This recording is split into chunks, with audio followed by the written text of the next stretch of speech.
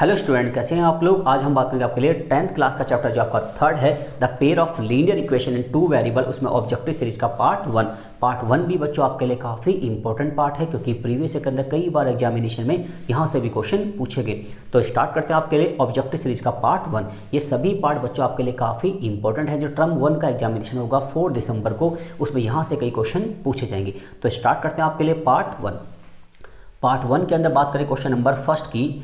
Graphically the pair of equation 6x minus 3y plus 10 equal to 0 and second equation क्या है 2x minus Y plus 9 equal to 0 represent the two lines which are intersecting exactly 1 point, intersecting exactly 2 points, coincident and parallel. अब देखिए बच्चों, सबसे पहले समझते हैं कि लीनियर इक्वेशन टू वेरिएबल की स्टैंडर्ड फॉर्म क्या होती है, उनके बीच क्या क्या रिलेशनशिप होते हैं, उसके बाद करेंगे इसके वन बाय वन क्वेश्चन। अब ध्यान से देखिए बच्चों, हमें पता है लीनियर इक्वेशन वन वेरिएबल की जो स्टैंडर्ड फॉर्म होती है वो होती है ax प्लस का by plus c equal to 0। मान लीजिए मेरे पास लीनियर इक्वेशन टू वेरिएबल की दो इक्वेशन है। ठीक है बच्चों, ध्यान से देखिए। तो फर्स्ट इक्वेशन मान लेते हैं a1x b1 y plus c1 equal to 0। Second equation मान लीजिए a2x b2 y plus c2 equal to 0। अब देखिए बच्चों, हमें पता करना है कि इन दोनों लाइन के बीच कौन सा रिलेशन है। देखिए बच्चों, हमने फर्स्ट कंडीशन क्या बोली है, a1 अपॉन में a2 does not equal to b1 upon b2। अगर a1 अपॉन a2 की रेशियो b1 अपॉन b2 के बराबर नहीं है, उस केस में हम कह सकते हैं कि दोनों लाइनें क्या करती हैं बच्चों, इंटरसेक्टिंग करती हैं ओनली वन पॉइंट पे। या फिर क्या कह सकते हैं बच्चों, यूनिक सोल्यूशन, क्योंकि इंटरसेक्टिंग वन लाइन पॉइंट या फिर यूनिक सोल्यूशन दोनों बातें सेम है।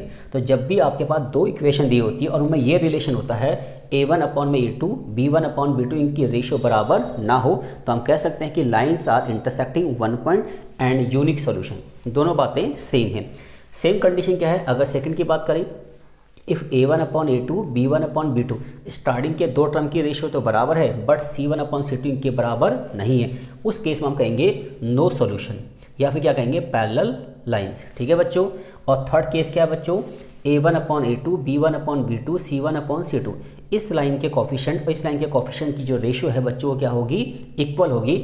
उस केस में कह सकते हैं इन्फिनिटली मैनी सॉल्यूशन या फिर कोइंसिडेंट लाइंस। ठीक है बच्चों। इंटरसेक्टिंग लाइन का मतलब कुछ इस टाइप से होता है, जब दो लाइनें ऐसे इंटरसेक्ट करती है इसे बोलते हैं इंटरसेक्टिंग लाइन, या फिर क्या बोलते हैं बच्चों, यूनिक सोल्यूशन। पैरेलल लाइंस ऐसी होती है बच्चों, सबको पता है, ये लाइनें क्या है आपस की पैरेलल है, इसका मतलब नो सॉल्यूशन या फिर क्या बच्चों, पैरेलल लाइंस। और कोइंसिडेंट क्या होती है बच्चों, मान लीजिए मैंने फर्स्ट लाइन का ग्राफ ड्रॉ किया, वो ग्राफ मान लीजिए ये बन गया, ठीक है जी, और सेकंड लाइन का जब मैंने ग्राफ बनाया वो भी इसी के ऊपर क्या कर गया बच्चों, ओवरलैप कर गया। क्या कर गया बच्चों, इसी के ऊपर ओवरलैप कर गया। तो जब एक लाइन के ऊपर दूसरी लाइन क्या कर जाती है बच्चों, ओवरलैपिंग कर जाती है, तो हम बोलते हैं उसको इन्फिनिटली मैनी सॉल्यूशन या फिर कोइंसिडेंट लाइन। इसी के ऊपर हमारा आज पार्ट वन डिपेंड करता है बच्चों। ठीक है, तो स्टार्ट करते हैं फर्स्ट क्वेश्चन की। अब देखिए बच्चों, मेरे पास दो इक्वेशन है, तो सबसे पहले हमें चेक करना पड़ेगा इन लाइन के बीच क्या रिलेशन है।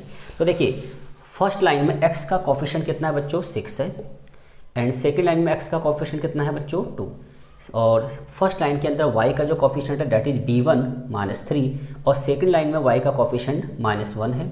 ऐसे ही यहाँ पे क्या है 10, और उसमें क्या है बच्चों 9।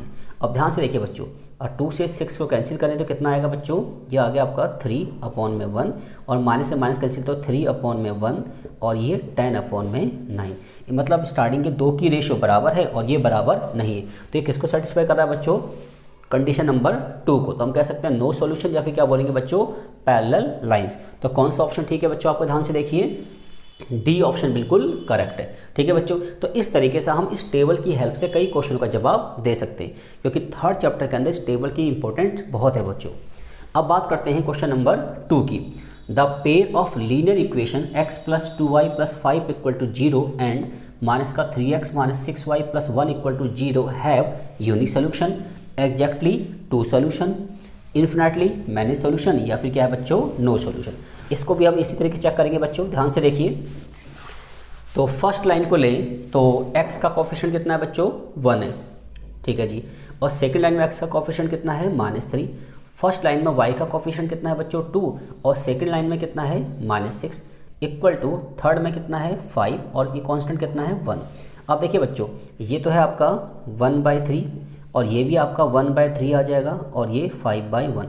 मतलब स्टार्टिंग की 2 की रेशियो बराबर है और लास्ट के 2 बराबर नहीं है। इसका मतलब कंडीशन कौन सी सेटिस्फाई हो रही है बच्चों? सेकंड वाली, मतलब नो सॉल्यूशन या फिर क्या बच्चों? Parallel lines.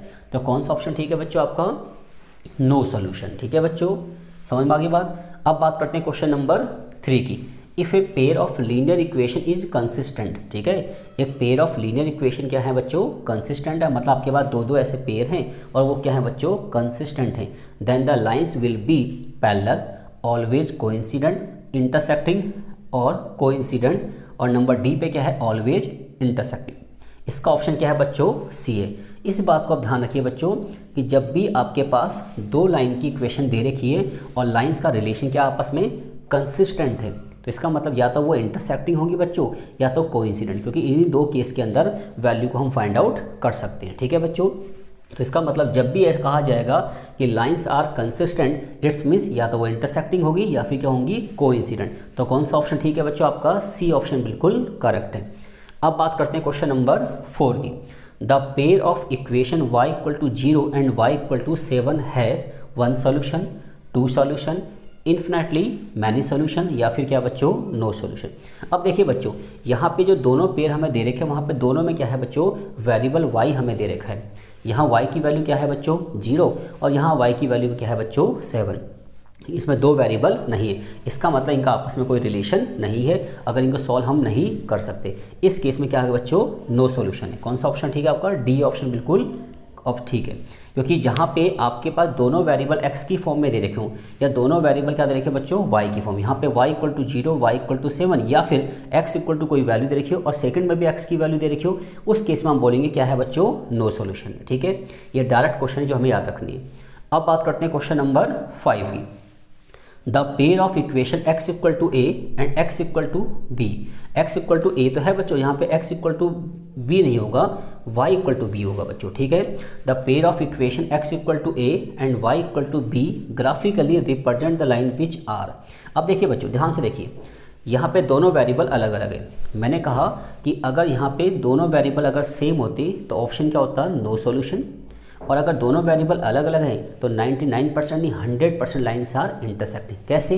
ध्यान से देखिए, ये आपका कार्टेशियन प्लेन है, x = a मान लीजिए, ये रहा, ये लाइन गई, और y = b मान लीजिए, ये रहा, ये लाइन।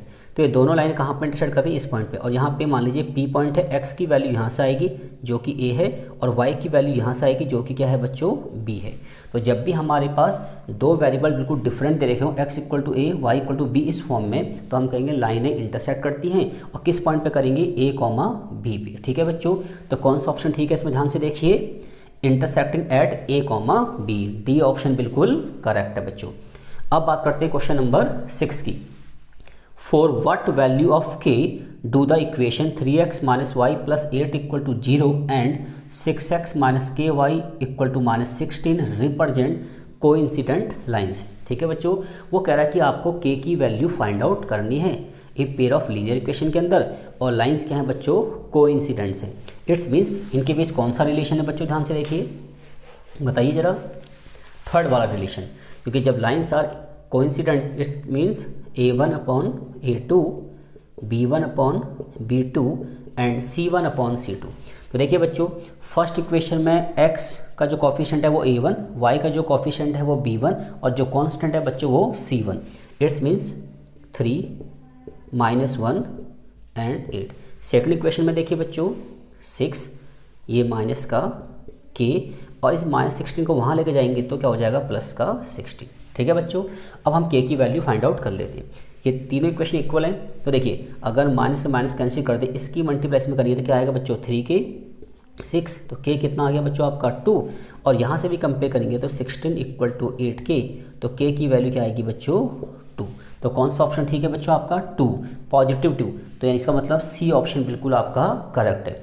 तो इस तरीके से बच्चों हमने pair of linear equation 2 variable के अंदर ऑब्जेक्टिव सीरीज का पार्ट 1 कंप्लीट कर लिया, और उम्मीद है कि चीज़ें आपको समझ में आ गई होंगी। और स्टूडेंट, अगर आपको मेरी वीडियो अच्छी लगी तो इसको लाइक कीजिए, शेयर कीजिए एंड सब्सक्राइब कीजिए। Thank you guys.